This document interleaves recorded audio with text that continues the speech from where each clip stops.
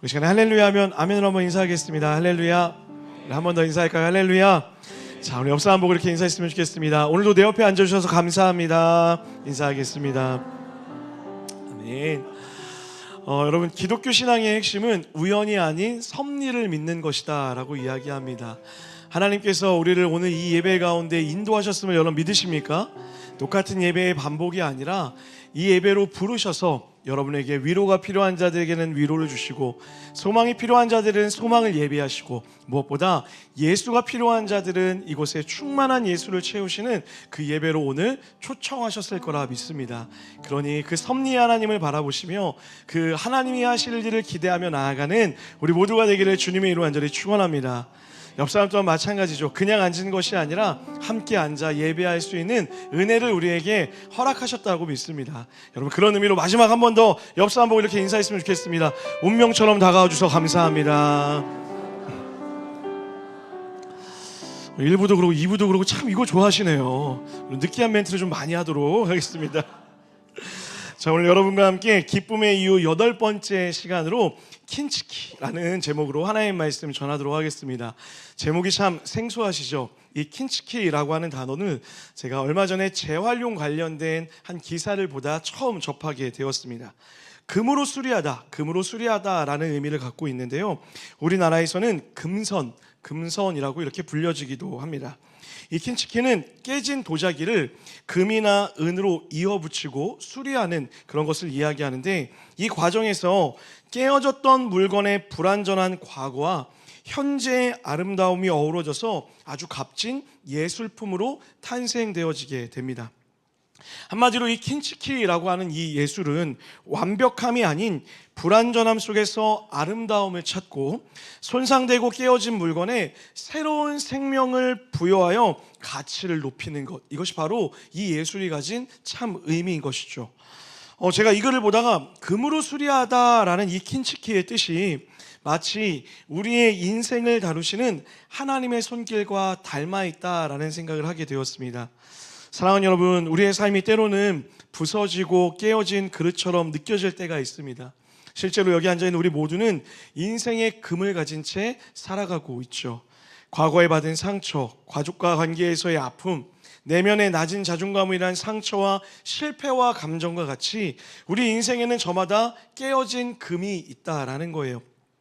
그런데 그때 하나님께서 우리의 깨어진 인생에 은혜의 금을 덮으셔서 수리하셔서 불완전한 우리의 삶을 상상할 수도 없는 아름다운 모습으로 재창조하실 것이라고 그렇게 믿습니다. 여러분, 이것을 믿으십니까? 그래서 여러분, 저는 여러분의 과거보다 오늘보다 내일이 더욱 소망되어지는 것 같아요. 깨어진 우리의 삶을 새롭게 만드셔서 더 아름다운 모습으로 만들어 가실 그 삶을 소망하며 나아가는 우리 모두가 되었으면 좋겠습니다. 공동체도 마찬가지입니다. 교회로 모인 이유가 무엇일까요? 교회는 이렇게 깨지고 금이 간 인생이 모여있는 곳이죠. 옆을 보면 나만 빼고 다 괜찮은 사람처럼 보이지만, 사실 그 내면을 들여다보면 상처 없는 사람 하나 없고 인생에 실금이 없는 사람은 하나도 없다라는 거예요. 그런 우리가 이 공동체 안에서 서로를 사랑하고 위로하며 격려하며 새로운 삶을 살게 되어질 때 이 교회를 통하여, 공동체를 통하여 아주 아름다운 모습으로 우리를 바꿔내실 거라는 거예요. 오늘 본문이 그 이야기를 우리에게 들려주고 있습니다. 공동체를 통해 우리를 더욱 아름답게 하시는 하나님의 방법이 무엇인지 이야기하고 있어요. 자, 우리 본문 1절 말씀을 다 같이 한번 읽어봤으면 좋겠습니다. 1절입니다. 시작.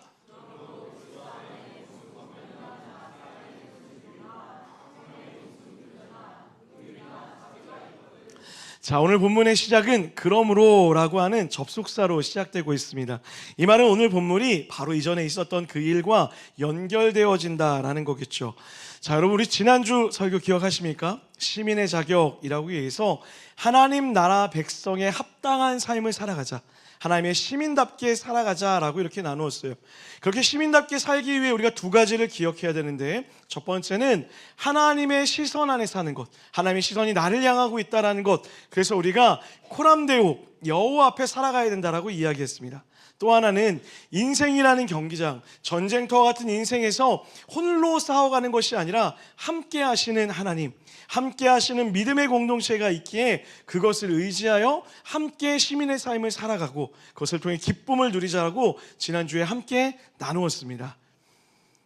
기억하시죠? 네. 여러분 표정이 그랬구나 라는 표정으로 저를 바라보셨고, 그 일이 있고 나서 그러므로 라고 이야기하며 2장의 이야기가 시작하고 있는 거예요. 다시 말해 공동체로 함께 살아가기 위해서 공동체가 가져야 하는 것이 무엇인지를 2장부터 설명하고 있다라는 것이죠. 자, 그런데 특별하게도 바울은 이 2장을 설명해 가면서 두 가지 전제를 가지고 이야기를 펼쳐가고 있어요. 첫 번째는 빌립보 교회가 가지고 있었던 것이 있다라고 이야기해요. 그 가지고 있던 것을 더욱 굳건히 하라라고 이야기해요. 또 한 가지는 무엇이냐면 갖지 못한 것이 있었다는 거예요. 빌립보 교회가 갖고 있었던 것이 있었고 또 한편으로 갖지 못한 것이 있었기 때문에 그것을 얻기 위해 소망해야 된다라고 이렇게 이야기를 펼쳐가고 있어요. 자, 그럼 질문해 봐야죠. 빌립보 교회가 갖고 있었던 것은 무엇이고 가지지 못했던 것은 무엇일까요? 먼저 첫 번째입니다. 빌립보 교회가 가지고 있던 것은 이것인데요, 따라할까요? 위로와 긍휼과 자비. 자, 우리 1절 말씀을 한 번 더 읽어보도록 하겠습니다. 1절입니다. 시작. 성령의 무슨 교제나 긍휼이나 자비가 있거든. 자, 여러분 본문 마지막에 있거든 이라는 이 단어가 나오죠. 그런데 이것을 그냥 읽히는 대로 읽으면 오해가 생길 수 있어요. 우리말이나 영어에서 이런 조건문은 해석되어질 때에 그게 있는지 없는지 모르겠지만 만약 있다면 이라고 이렇게 해석할 수 있게 되어지죠. 그런데 여러분 헬라어에서 오늘 본문과 같은 조건문은 다른 의미를 가지고 있어요. 무엇이냐면 무조건 있다라는 거예요. 다시 말해 없으면 할 수 없고가 아니라 무조건 갖고 있다라는 것을 전제하고 있다라는 거죠. 자, 이것을 다시 해석해보면 이런 의미인 거예요. 이러한 것이 있기 때문에 라고 이렇게 해석해야 된다는 거예요. 자, 그렇다면 바울이 이야기하는 있는 것이 무엇입니까? 먼저 그리스도 안에 위로가 있었다라고 이렇게 이야기해요. 본문에 나오는 첫 번째 단어가 권면이라는 단어예요. 이 권면이라는 단어가 헬라어로 파라클레이시스라는 단어입니다. 이 파라클레이시스라는 단어가 파라클레이토스라는 단어부터 왔어요.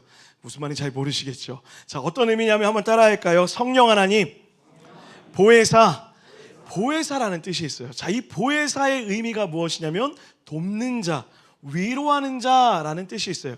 다시 말해 성령 하나님의 의미는 우리 가운데 함께 하셔서 우리를 위로하시고 도우시는 분이라는 거예요. 자, 그래서 오늘 보면 2장 1절에 보면요, 권면이라는 단어 앞에 한 단어가 붙어 있죠. 무엇이죠? 그리스도 안에라는 단어가 붙어 있어요. 다시 말해 그리스도로 인한 위로, 그냥 위로가 아니라 그리스도로 인한 위로, 성령 하나님이 함께 하시는 위로가 빌립보 교회 안에 있었다라고 이야기하는 거예요. 자, 근데 그 위로가 거기서 끝나지 않습니다. 또 다른 위로가 있다라고 이야기해요. 그 다음에 무슨 위로가 나오죠? 사랑의 위로가 있었다라고 이야기해요. 이때 언급된 사랑의 위로는 실제적인 행위를 동반하고 있는 거예요. 사랑의 말들, 그리고 사랑의 행동들이 있었다라는 것이죠. 자, 많은 학자들이 이 빌립보 교회가 가지고 있던 많은 어려움 중에 가장 대표적인 어려움이 경제적인 문제였을 것이다 라고 이렇게 이야기해요. 자, 여러분 지난주 제가 로마 시민권이 가진 의미를 설명드렸었잖아요. 그 시민권을 갖고 있다면 얼마나 많은 부와 많은 것을 누릴 수 있는지 이야기 드렸죠. 마찬가지로 시민권을 갖고 있지 못하다면 반대의 삶을 살게 되는 거예요. 경제적으로 궁핍하고 굉장히 어려운 삶을 살 수밖에 없었다라는 것이죠. 바로 이 문제가 빌립보 교회 안에 있었다라는 거예요. 자, 이런 빌립보 교회의 문제를 상상하면서 사랑의 위로가 뭐였을지 한번 생각해 볼까요? 무슨 이야기였을까요? 이런 거였을 거예요. 괜찮아, 잘 될 거야, 힘을 내, 내가 너와 함께 할게 라고 하는 실제적인 말의 위로가 있었을 뿐만 아니라 이런 것도 있었다는 거예요. 같이 밥 먹자, 내가 너의 밥을 사줄게, 내가 너를 좀 도와줄게, 그렇게 이야기하며 실제 먹을 것과 입을 것을 나누고 경제적인 도움을 나눴던 실제적인 위로가 빌립보 교회 안에 있었다라는 거예요. 자, 여러분 이것을 종합해 보면요, 빌립보 교회 안에 이것이 있었는데, 먼저는 하나님이 주시는 위로, 성령 하나님이 함께 하시는 위로가 있었고, 뿐만 아니라 성도들 안에 서로를 격려하며 세워주는 말들과 실제적인 위로가 이 교회 안에 있었다라는 거예요. 사랑하는 여러분, 이것을 기억하셔야 돼요. 사랑하는 여러분, 교회는 위로가 넘치는 곳일 줄 믿습니다. 먼저는 여러분, 하나님이 여러분을 위로하기를 원하세요. 동의하시면 아멘 할까요? 수많은 말씀 가운데 하나님이 우리를 얼마나 위로하기를 원하시는지 우리는 다 살펴볼 수 있어요. 수고하고 무거운 짐진 자들아, 다 내게로 오라. 내가 너희를 쉬게 하리라. 할렐루야. 이것을 너희에게 이름은 너희로 내 안에서 평안을 누리게 하려 함이라. 너는 내게 부르짖으라. 내가 내게 응답하겠고, 네가 알지 못하는 크고 은밀한 일을 내가 너에게 보이리라. 여러분, 이 사실을 믿으십니까? 하나님은 우리가 예배하는 이 시간을 통하여서 우리의 마음에 위로를 주기를 원하세요. 답답한 마음 가운데, 길을 잃은 마음 가운데 찾아오셔서 길을 보여주시고, 무너진 마음에 소망을 주시고, 따뜻한 격려와 사랑으로 우리의 마음을 위로하며 채우신다는 거예요. 혹 여러분 가운데 지쳐있는 분들 계십니까? 답답한 분들 계세요? 위로가 필요한 분들 계십니까? 오늘 찬양하는 중에, 오늘 설교를 듣는 중에, 오늘 기도하는 중에 여러분의 마음을 만지시는 하나님을 경험하게 되기를 주님의 이름으로 간절히 축복합니다. 자, 그런데 더 중요한 게 있어요. 그 하나님의 위로가 구체적으로 보여지는 하나 가지 현상이 있는데, 그것이 바로 공동체를 통하여 그 사랑이 증명되어진다는 거예요. 하나님의 위로를 여러분과 저를 통하여 흘려보내기로 말씀하셨다라는 거예요. 자, 예를 들면 이런 거예요. 한 번은 제가 앞에 서서 이렇게 안내를 서고 있는데, 여러분 아실지 모르겠어요. 제가 안내를 설 때는 항상 여러분의 얼굴을 주목하여 봅니다. 화장이 잘 됐나 안 됐나 이런 걸 보는 게 아니라 어떤 표정을 가지고 오는지를 늘 지켜보게 돼요. 어떤 분은 환하게 웃으며 들어오면 저 또한 마음이 너무 편해져요. 아, 이번 주에 좋은 일이 있으셨나 보다 라고 생각해요. 또 어떤 분들은 심각한 표정을 짓고 들어오세요. 그러면 그때는 오늘 어떤 어려움이 있으실까, 마음에 막 염려하고 걱정이 돼요. 그날도 마찬가지였어요. 엘리베이터 문이 딱 열렸는데 한 성도님이 내리시는데, 내릴 때부터 한숨을 쉬는 거예요. 표정이 너무 누가 봐도 어려운 일이 가득한 것처럼 보였어요. 그리고 인사를 하고 이렇게 들어가시는데 제 시선이 떼어지질 않는 거예요. 제가 그분의 뒤통수를 바라보면서 하나님 무슨 일인지 모르겠지만 위로하여 주세요 라고 이렇게 막 그런 기도하는 마음이 들더라고요. 그런데 그분이 이렇게 걸어가고 있는데 저 맞은편 우리 카페라고 하기엔 좀 멀리 가까이 있는 것 같은데, 저 커피 뽑는 그곳에서 한 권사님이 그분을 보자마자 막 달려오시는 거예요. 달려오시더니 갑자기 아무 말 않고 덥석 안아버리시는 거예요. 안고는 어깨를 토닥토닥 하시고 어떤 말 한마디를 건네셨어요.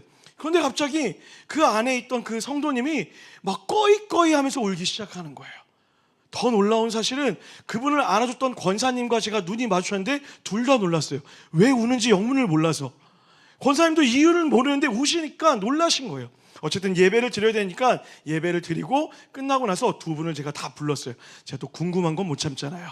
그래서 불러서 무슨 사연이 있는지 여쭤봤어요. 그런데 달려가서 안아줬던 권사님은 이번 주에 기도하다가 문득 그 성도님 생각이 나셨대요. 이유는 모르겠는데 그냥 주일에 보면 안아줘야 되겠다, 잘하고 있다 한마디 해야 되겠다라는 마음이 기도하는 중에 떠올랐다는 거예요. 그래서 주일이 되기만을 기다렸대요. 나타나라 기다리고 있었던 거예요.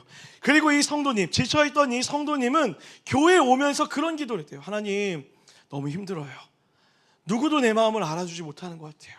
혼자 있는 것 같아요. 하나님, 딱 한 명이라도, 딱 한 사람이라도 저를 좀, 제 마음을 이해해주는 사람이 있었으면 좋겠어요 라는 마음으로 교회에 오셨다라는 거예요. 그리고 엘리베이터에서 내렸는데 영문도 모르는 그 권사님이 달려와서 안아버린 거예요. 그리고 딱 한마디 하실 때요, 괜찮아.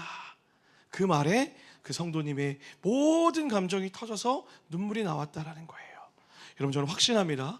성령 하나님이 그 모든 관계에 함께 하셨을 거라 믿습니다. 하나님이 그 주중에 그 권사님의 마음 가운데 말씀하셨고, 그 위로가 필요한 그 성도의 마음 가운데 말씀하셔서 두 사람이 만나는 그 자리 가운데서 하나님이 위로의 능력을 보여주셨다라는 거예요. 빌립보 교회 안에도 이런 실제적인 위로, 하나님의 사랑의 위로가 넘쳐났다라는 거예요. 그 결과가 무엇입니까? 이렇게 표현하고 있어요. 성령의 교제가 있었다라고 이야기해요. 이 성령의 교제, 헬라어로 뭔 줄 아세요? 우리가 너무나 잘 아는 단어예요. 코이노니아라는 단어예요. 하나님의 가족됨의 사귐이 이 안에 일어났다라는 것이죠. 하나님의 사랑으로, 그 사랑을 받은 자들이 서로를 위로하기 시작할 때 참된 사귐과 교제, 가족이 되어지는 은혜의 교제가 일어나게 되었다고요. 사랑하는 여러분, 저는 이음동산교회가 이런 교회 되기를 주님의 이름으로 간절히 축원합니다. 예배마다 하나님이 주시는 위로가 넘쳐나고, 하나님이 주시는 위로뿐만 아니라 공동체 안에 서로를 향하여서 격려하고 위로하며 함께함으로 주어지는 축복의 위로가 넘쳐나는 우리 교회 되기를 주님의 이름으로 간절히 축원합니다. 너무나 감사한 건 지난 1년 10개월 동안 우리 교회가 그래도 나름 애쓰며 수고하며 이것까지 온 것 같아요. 이번 한 주 제가 한 성도님과 또 통화할 일이 있었어요. 여러분 잘 모르시겠지만 요 앞에 서 있으면 여러분 표정 하나 누가 왔는지 안 왔는지 다 알아요. 못 믿으시는 것 같지만 저는 오늘 누가 안 왔네, 누가 늦게 왔네, 누가 표정 이런데 여기 서 있으면 진짜 다 보여요.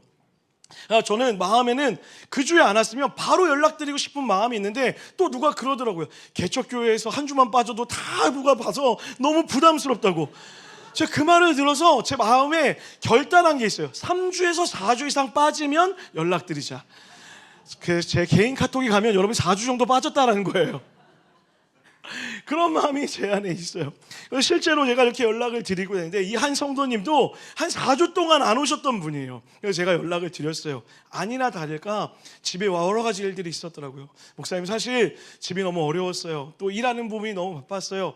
예배 너무 가고 싶지만 상황이 되지 않아서 너무 힘들어요 라고 이렇게 얘기하는 거예요. 이런저런 격려의 이야기를 하고 있는데 이분이 갑자기 저한테 이러는 거예요. 근데 목사님 사실 예배는 그렇게 그립지 않은데 셀 모임은 좀 가고 싶어요. 왜 그러세요? 라고 물었더니 셀 모임 가면 너무 재밌다라는 거예요.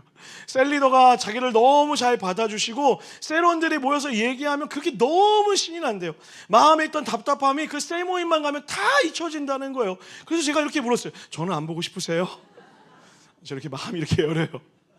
제가 그 이야기를 듣는데 얼마나 기뻤는지 몰라요.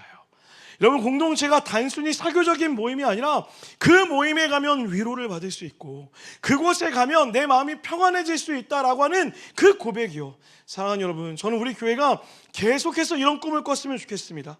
하나님의 위로를 바랄 뿐만 아니라 위로를 누린 우리가 서로를 향하여서 기꺼이 내 어깨를 내어주고 내 시간을 내어주고 내 마음을 내어줘서 기댈 수 있도록 함께 나와 함께 할 수 있도록 내 품을 내어줄 수 있는 교회, 그 믿음의 공동체가 되어질 때 이곳에 가족의 사귐 코이노니아가 온전히 이루어지게 될 줄 믿습니다.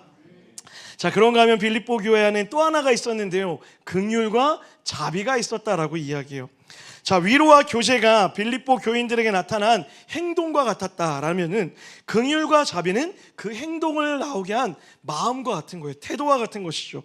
자, 여러분 이 긍휼이라는 단어 빌립보서 설교하면서 제가 한 2번 정도 말씀드렸던 것 같아요. 마가복음 6장 34절입니다. 화면 보면 다 같이 한번 읽어보겠습니다. 시작.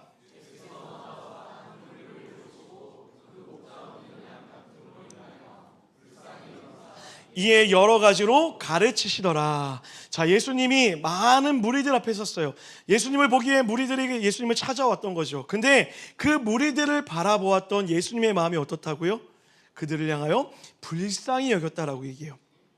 이 불쌍히 여기는 이 마음이 방금 얘기했던 긍휼이라는 단어와 동일한 단어예요. 자, 이 불쌍히 여기다는 마음, 이 단어의 뜻을 살펴보면 이런 의미가 있어요. 창자가 끊어질 것 같은 고통으로, 창자가 끊어질 것 같은 고통의 마음이 바로 긍휼이 여기다라는 거예요. 예수님이 무리들을 바라보는데 그냥 애통하는 마음으로 그냥 불쌍히 여기는 정도가 아니라 그냥 연민의 마음으로 바라본 것이 아니라 내 창자가 끊어질 것 같은 전심의 마음으로 그들을 바라보고 있었다는 거예요. 그 마음이 무엇이라고요? 긍휼이라고 이야기하는 거예요. 그리고 그 긍휼의 마음이 빌립보 교회 성도들 안에 있었다라는 거예요. 그 긍휼의 마음이 있었기 때문에 서로를 향하여 위로의 메시지를 할 수 있었고, 위로의 삶을 살 수 있었고, 가족됨을 이룰 수 있었다라고 이야기하는 거예요. 여러분, 저는 성도라면, 그리스도인이라면, 교회라고 한다면 반드시 해야 하는 기도가 있다라고 생각되어져요. 그 기도가 무엇이냐면, 우리 한번 따라합니다. 하나님, 하나님의 마음이 나의 마음 되게 하여 주십시오. 여러분, 이런 기도 해본 적 있으세요?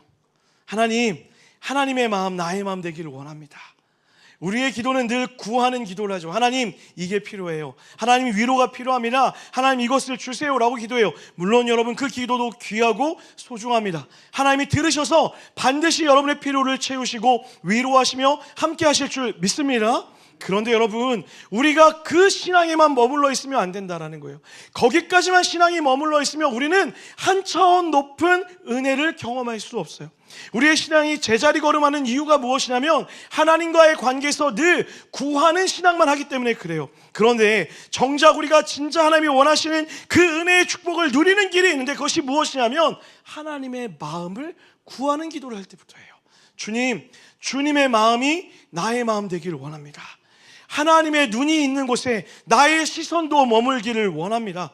하나님의 발길이 향하는 곳에 나도 함께 걷기를 원합니다.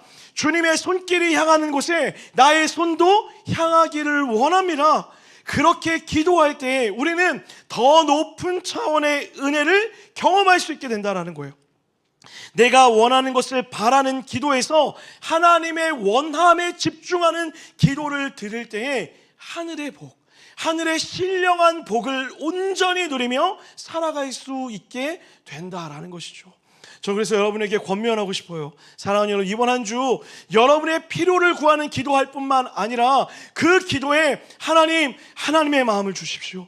하나님의 눈길이 머문 곳에 내 마음도 있게 하여 주십시오. 하나님의 마음을 닮아 함께 살아가게 하십시오 라고 그 긍휼의 마음을 구할 수 있는 여러분과 제가 되기를 주님의 이름으로 간절히 축원합니다. 여러분, 이것이 빌립보 교회 안에 있었던 위로와 긍휼과 자비의 마음이었어요. 그런데 여러분, 저는 이 은혜와 긍휼과 자비의 마음이 생각해보면 그리스도인이라면, 교회라면 마땅히 갖고 있어야 되는 기본값처럼 느껴지는 거예요. 성도가 되었다면 그 마음에 마땅히 갖고 있어야 되는 마음이라는 거죠. 하나님을 믿었기 때문에 그 하나님을 믿어서 위로를 받았고, 그 위로를 알아 위로를 소망하며 나아가고, 가족됨을 사모하며 긍휼의 마음을 가지고 살아가야 된다는 거예요. 그런 의미로 우리 스스로 한번 물어봐야 돼요. 주 안에 성도된 여러분, 주님 안에서 구원을 받았다 아멘으로 고백하는 여러분, 여러분 마음에 긍휼의 마음이 있으십니까? 여러분 마음에 하나님의 위로의 통로로 살고자 하는 마음이 있으세요? 우리 그 마음을 사모했으면 좋겠어요. 그 마음이 있어야 그 다음 2절로 넘어갈 수 있는 거예요. 2절에서 이렇게 이야기합니다. 다 같이 한번 읽어볼까요? 2절입니다. 큰 목소리로 읽겠습니다. 시작. 한 마음을 품어. 자, 이제 바울은 빌립보 교회에 없는 것이 무엇인지를 설명하고 있어요. 자, 바울이 한 마음을 품으라고 해요. 한 마음이 없었다라는 그런 의미겠죠. 자, 그렇다면 이 도대체 한 마음은 무엇을 이야기하는 걸까요? 3절에서 이어서 설명합니다. 3절로 읽어볼게요. 시작.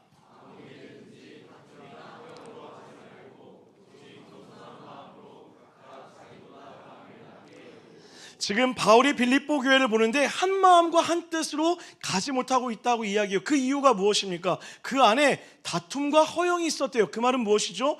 겸손한 마음을 잃어버렸다라는 거예요. 마음의 중심이 흐트러졌다라는 것이죠.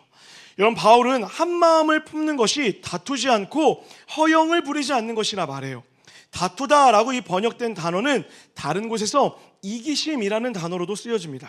사람이 이기심으로 자기를 드러내고 싶으면 다툴 수밖에 없다라는 거예요. 그리고 무엇보다 이런 삶은 나를 불행하게 만들 뿐만 아니라 함께하는 공동체를 불행하게 만든다라는 것이죠. 자, 바울은 왜 빌립보 교회를 향하여서 너희가 이것이 없어 라고 이야기했던 것일까요? 맨 처음 빌립보서를 설교할 때 이야기했지만 빌립보 교회 안에 있었던 관계의 문제가 한 가지 있었어요. 빌립보서 4장 2절 말씀인데요. 화면 보면 다 같이 한번 읽겠습니다. 4장 2절입니다. 시작. 주 안에서 같은 마음을 품으라. 빌립보 교회에 아주 유명한 일꾼, 아주 순종적인 일꾼 두 사람이 있었어요. 유오디아와 순두계라는 사람이요. 그들 안에 문제가 생겼다는 거죠. 제가 예전에 이렇게 한번 비유를 들었었는데 쉽게 다시 한번 생각해 보세요. 이런 의미인 거예요. 내가 안나영 목사를 권하고 내가 이재훈 강도사에게 권하노니 제발 좀 한마음 좀 품어라. 실제로 그렇게 둘이 싸우고 있거나 그런 의미는 아니에요. 어떤 뉘앙스인지 이해가 되시겠어요? 교회의 가장 중요한 일꾼이라고 이야기하는 리더십과 같은 두 사람, 유오디아와 순두계가 한 마음을 품지 못하였다라고 이야기하는 거예요. 왜요? 그 이유가 무엇입니까? 그 이유가 오늘 본문의 3절에 나오는 거예요. 무엇 때문에? 허영심과 자만심 때문에요. 그 허영과 자만으로 인하여서 둘 사이가 갈라지고 싸우고 있었다라는 것이죠. 자, 그런데 여러분, 조금 이상하지 않으세요? 분명 빌립보 교회 안에 있는 것이 있다고 했어요. 그게 무엇이었습니까? 긍휼의 마음이요. 긍휼의 마음도 있어서 그 긍휼의 마음으로 코이노니아가 이루어졌고 사랑의 위로의 말과 행동이 있었다라고 했잖아요. 그런데 지금 뭐가 있다고요? 다툼이 있대요. 허영이 있대요. 교만하다라는 거예요. 여러분, 이것이 가능한 일일까요? 가능합니다. 언제요? 내가 아무리 선한 의도로 그 일을 했다 하더라도 그 마음의 중심이 틀어져 있을 때요. 예를 들면 이런 거예요. 내가 하는 열심과 내가 하는 봉사가 나의 허세가 되는 거예요. 나의 의를 드러내고 싶어하고 나의 경험을 자랑하고 싶어서 누군가를 섬길 때요. 내가 가진 재정을 뽐내고 싶어하는 것, 겸손이 사라진 섬김과 위로는 반드시 다툼과 허영으로 나올 수밖에 없다라는 것이죠. 제가 설교를 준비하다가 부끄러운 제 고백을 좀 해야 되겠다는 생각이 들었어요. 용서하시고 들어주세요. 여러분, 제가 이번 주 우리가 추수감사주일 쌀 봉헌하기로 했잖아요. 너무나 감사하게 지난 한 주에만 벌써 40명이 넘게 이렇게 쌀을 후원해 주셨어요. 별로 놀라지도 않으시네요. 제가 너무 기분이 좋아서 시청에 전화했어요. 이거 담당한 시청에 전화하자마자 안녕하세요, 저 이음동산교회 최성호 목사예요. 알고 계시죠? 그 사람이 나를 어떻게 알아요? 근데 뭐 작년에도 했으니까 당연히 알 거라는 생각이 이렇게 얘기했어요. 아, 네네 목사님, 기억나는 것 같아요. 어쩐 일이시죠? 저희 교회가 이번에도 쌀봉헌을 하려고 해요. 아, 그러세요? 아, 너무 감사해요. 이번에는 백포하려고 합니다. 이렇게 했더니 그분이 갑자기 목사님, 어떻게 그럴 수가 있어? 너무 대단해요 라고 이야기하는데 전화하는 내내 제 어깨가 막 이렇게 올라가는 거예요.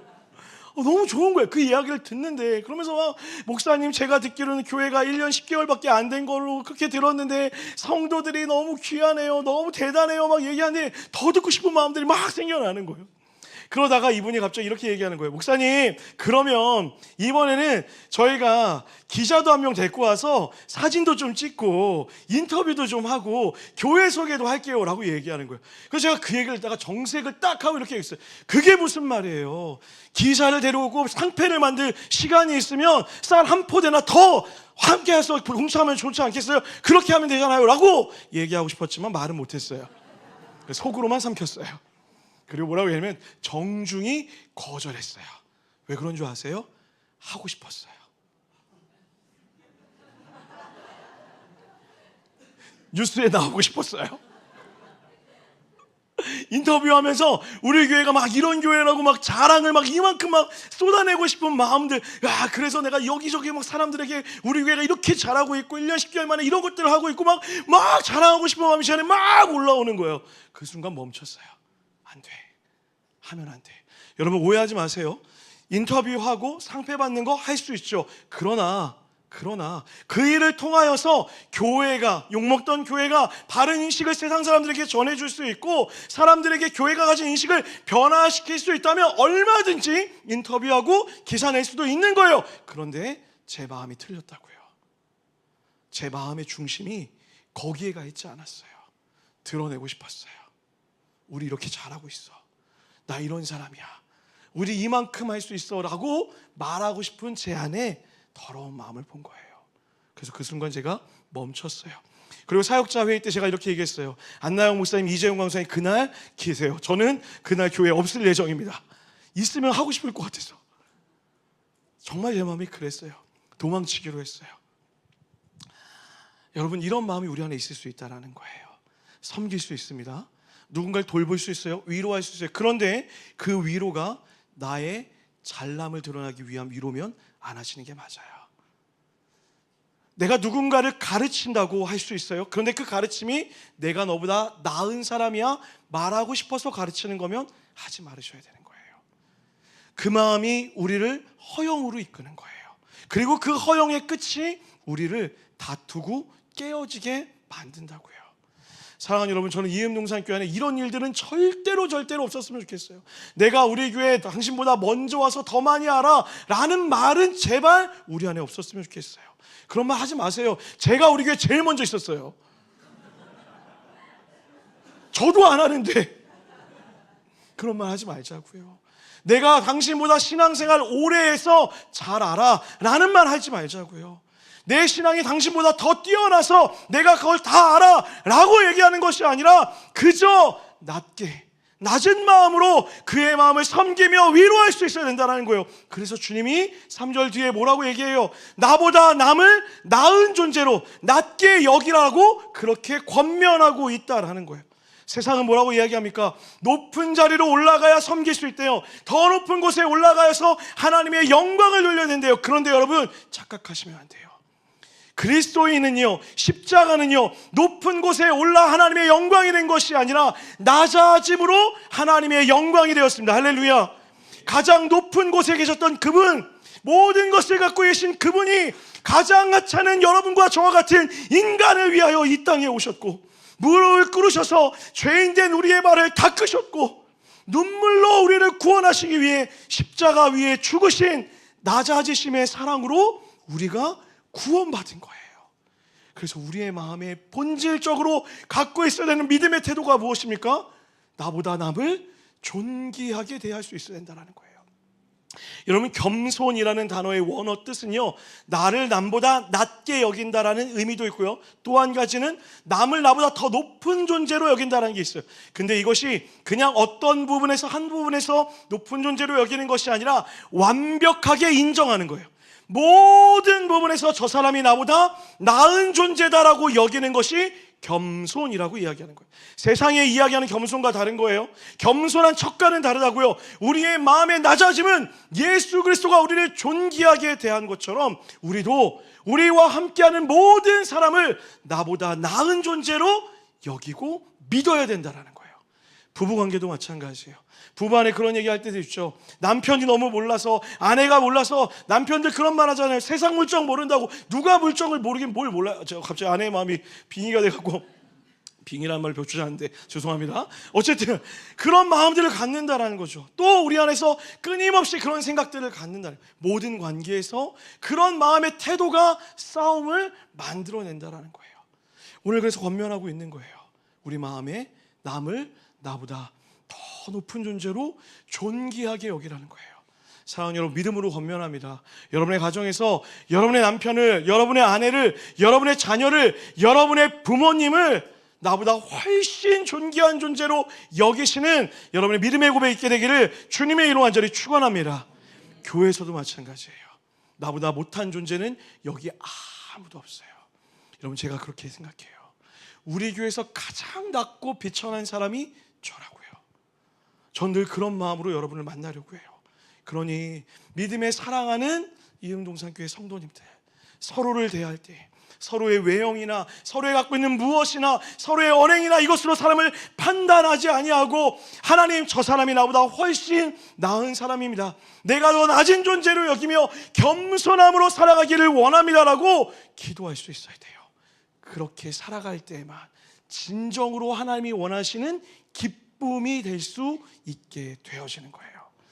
사랑하는 여러분, 이번 한 주도 여러분의 삶 가운데서 이 마음, 그리스도의 마음을 품어 나보다 남을 더 존귀하게 여기며 사랑의 위로를 전하며 코이노니아의 교제를 이루며 살아가는 여러분과 제가 되시기를 주님의 이름으로 간절히 축원합니다.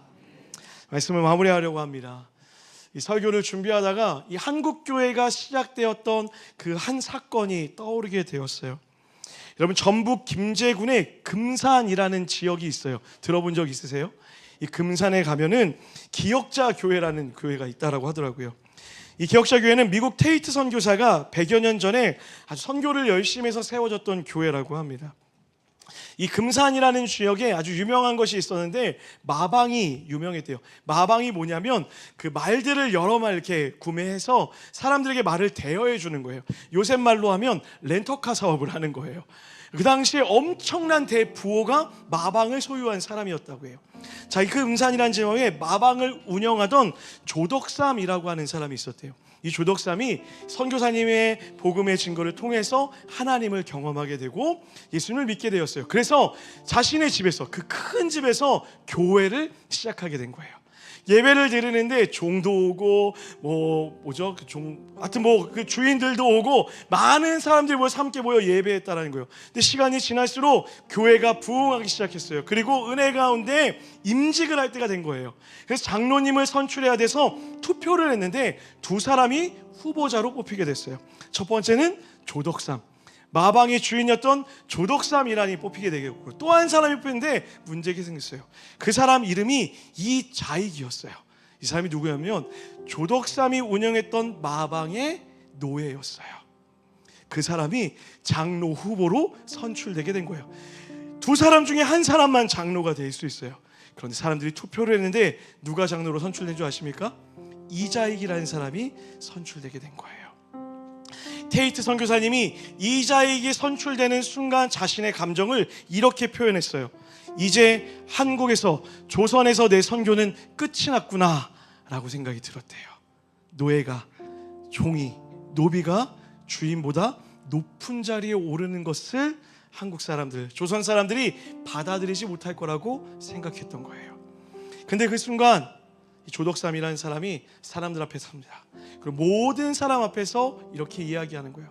저와 이 교회는 이자익 성도가 장로로 선출된 것이 하나님의 뜻임을 믿습니다. 모든 성도는 한 마음을 다하여서 이자익 성도님을 장로님으로 온전히 겸손히 섬길 것을 결단합니다 라고 이야기한 거예요. 그렇게 이자익이 장로가 되어졌습니다. 이 교회가 얼마나 은혜가 있겠어요. 아니나 다를까 교회가 날마다 부흥해지고 이 조덕삼이란 분도 추후에 장로님이 되게 돼요. 근데 이 조덕삼이 이렇게 지켜보니까 이 이재익이라는 사람이, 이 자익이란, 자꾸 우리 이재익 성도가 우리 교회에 있어갖고 눈이 앞에 또 마주쳤어요.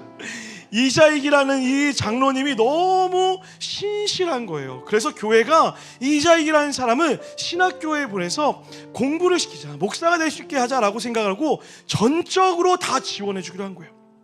종이었고 노비였기에 가진 게 뭐가 있겠어요. 그런데 조덕삼이라는 이 사람이 모든 재정을 틀어서 모든 것을 다 도와주었어요. 3년이 넘는 시간 동안 열심히 훈련받게 하고 드디어 목사 안수를 받게 되었어요. 목사 안수를 받게 되자 이 교회에서 어떤 일이 벌어진 줄 아십니까? 조덕삼 장로와 이 금산의 교회가 이자익 목사를 자신의 담임 목사로 청빙하게 되어져요.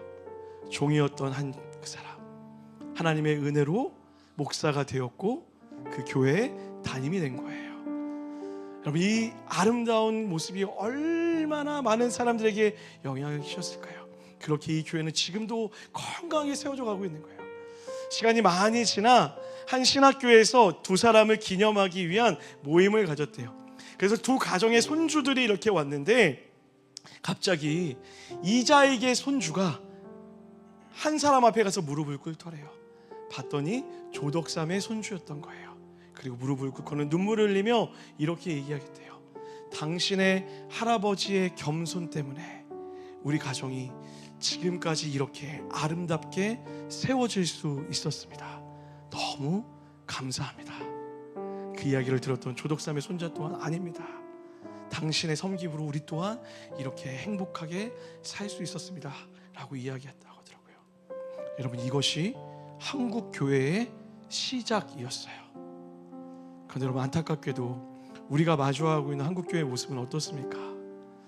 모두 다 높아지려고 하고 있어요. 가장 높은 자리에 올라가서 다스리려 하고 권위를 부리려 하고 가르치려 하고 있다고요. 가장 겸손한 자리에서 가장 겸손하게 낮아져야 되는 사람들이 가장 높은 자리를 탐하여서 문제를 일으키고 있다고요. 그 중에서 가장 문제는 저와 같은 목사들이겠죠. 무슨 특권의식이 있는 마냥 이 자리에 올라서 성도들을 내려다보며 가르치려고 하는 교만의 태도로 교회에 분란을 일으키며 문제를 일으키고 있다는 거예요. 그러니 한국교회 가운데 우리가 다시 회복해야 되는 것은 무엇입니까? 적어도 우리 이음동산 교회만큼이라도 하나님의 마음을 담아 가장 낮은 자리로 내어가 가장 낮은 자의 예수 그리스도의 모습을 닮아 하나님의 마음으로 성도를 사랑하며 서로를 사랑하며 겸손히 대하며 그렇게 사랑의 교제가 이루어지도록 기꺼이 긍휼의 마음을 가지고 살아가도록 결단할 수 있어야 된다는 거예요. 사랑하는 이음동산의 성도 여러분, 그 믿음의 은혜의 발걸음에 여러분과 제가 함께하게 되기를 주님의 이름으로 간절히 권면합니다. 이 교회 안에는 어느 누구도 높아질 수 없으며 예수 그리스도만 높임 받으며 우리 모두가 가장 낮은 자가 되어서 서로를 사랑으로 섬기고 겸손함으로 나아가며 나보다 남을 더 나은 존재로 여기며 살아갈 수 있는 그 믿음의 고백이 우리 안에 있었으면 좋겠어요. 그곳에 하나님이 주시는 기쁨이 반드시 있을 줄 믿습니다.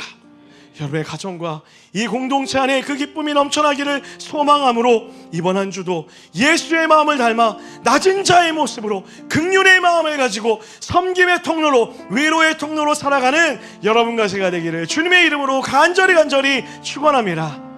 그 마음 담아 이 찬양 같이 고백했으면 좋겠는데요, 원하고 바라고 기도합니다 라는 찬양이에요. 이 찬양의 가사를 떠올리면서 묵상하면서 같이 한번 고백했으면 좋겠습니다. 이 세상을 살아가는 동안에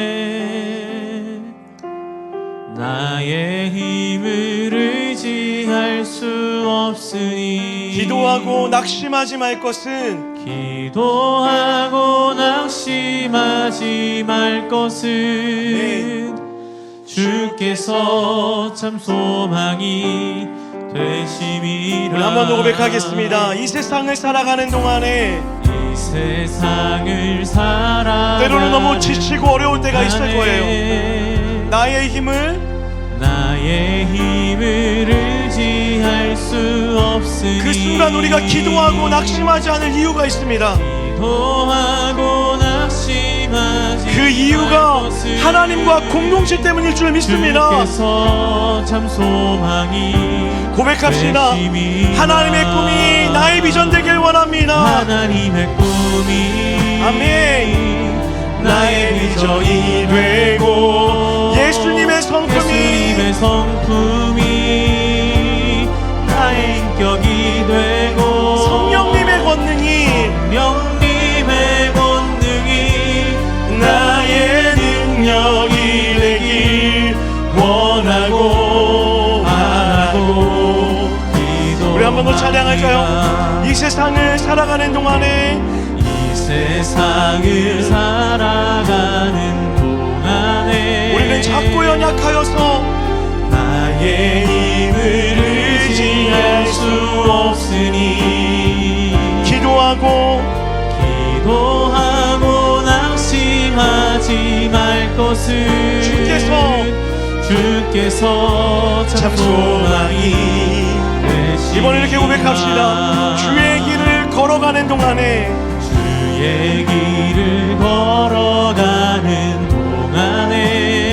세상의 어떤 것도 세상의 것 의지할 수 없으니 감사하며 낙심하지 않을 이유가 있습니다. 감사하고 낙심하지 그것이 바로 하나님 때문입니다. 그 하나님이 공동체가 여러분과 함께 하십니다. 우리 믿음으로 고백합시다. 하나님의 꿈이 나의 비전이 되고 예수님의 성품이 아멘. 나의 인격이 되고 성령님의 권능이 나의 능력이 되길 원하고 바라고 하나님의 꿈이 나의 비전 되기를 소망합니다. 하나님의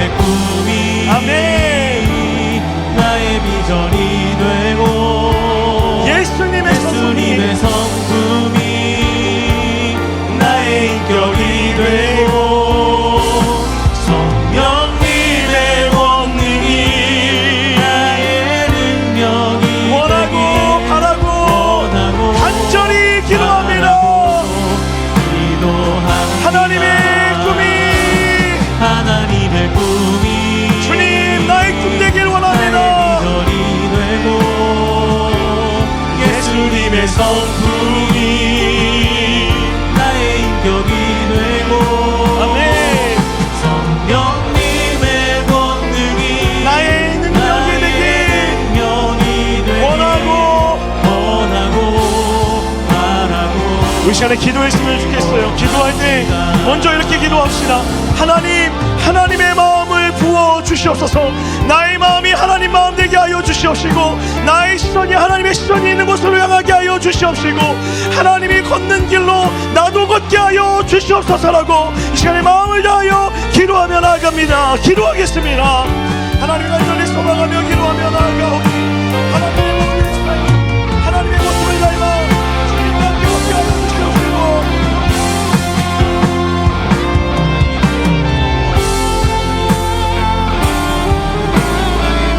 주님을 따라 걸으시기로 내가 되었을 수 있도록 주여 역사하여 주시옵소서. 하나님, 내가 보고 싶은 대로 살아가는 것이 없어 아버지의 마음으로 나보다 남을 낮게 여기게 하여 주시옵시고, 존귀하게 대하며 겸손함으로 섬기며 나아갈 수 있는 우리가 될 수 있도록 역사하여 주시옵소서. 십자가 위에서 사랑을 이루시는 하나님, 그 십자가 위에서 사랑을 부어주시는 하나님, 나의 비전이 되고 예수님의 성품이 나의 인격이 되고 성령님의 권능이 나의 능력이 되기 이번 한 주 내가 보고 싶은 대로, 내가 말하고 싶은 대로, 내가 느끼는 대로 살아가는 건 아니라 하나님의 마음을 가지고 살아가게 하여 주시옵시고, 겸손하고 낮은 자의 모습으로 세상 가운데 살아갈 수 있는 믿음의 용기가 있을 수 있도록 축복하여 주시옵소서. 나의 인격이 되고 성령님의 권능이 나의 능력이 되기 온전히 이루어지길 원하고 함께하여 주시옵소서. 우리 시간에 한 번 더 기도했으면 좋겠어요. 사랑하는 여러분, 혹 여러분 마음 가운데 위로가 필요한 분들 있으십니까? 오늘 구하십시오. 하나님이 여러분의 마음에 말로 다 할 수 없는 위로를 부어주실 줄 믿습니다. 또 한 가지 기도할 때 하나님, 나만 그 위로를 가지고 있는 것이 아니라 이번 한 주 내가 만나는 모든 관계 가운데서 위로하는 사람으로 살게 하여 주시옵소서. 아내와 남편을, 남편과 아내를, 자녀를, 부모를 사랑하는 믿음의 공동체를 향하여서 곁을 내어주며 위로의 통로로 살아가기를 원하오니 주여 나를 사용하여 주시옵소서라고 우리 간절히 한번 주의 이름 부르짖고 기도합시다. 주님 쳤습니다. 주여,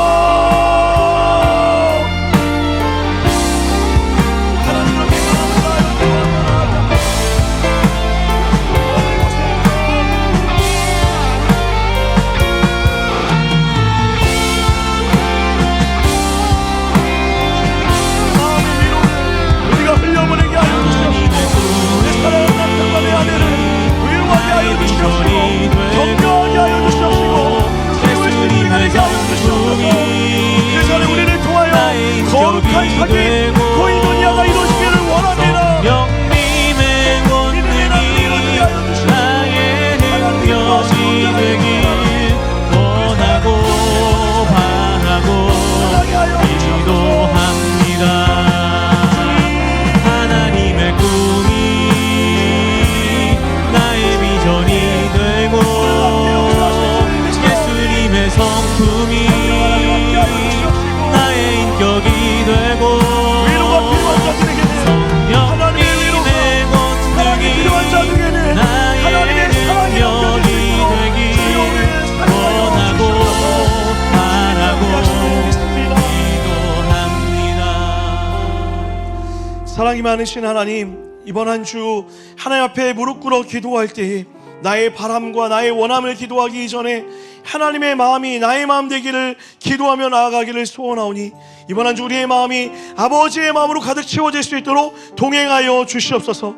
하나님이 바라보는 것을 나도 바라보게 하여 주시옵시고, 겸손한 마음으로 만나는 모든 관계 가운데서 예수 그리스도의 마음으로 섬기며 살아갈 수 있는 우리가 되어질 수 있도록 축복하여 주시옵소서. 혹 사랑하는 이음의 성도들 가운데 지쳐있는 자들 있습니까? 주여 오늘 찾아오셔서 그들의 지쳐있는 마음에 위로를 더하여 주시옵시고, 하나님의 성령의 능력으로 살아나게 하여 주시옵시고, 소망이 부어지는 삶이 될 수 있도록 축복하여 주시옵소서.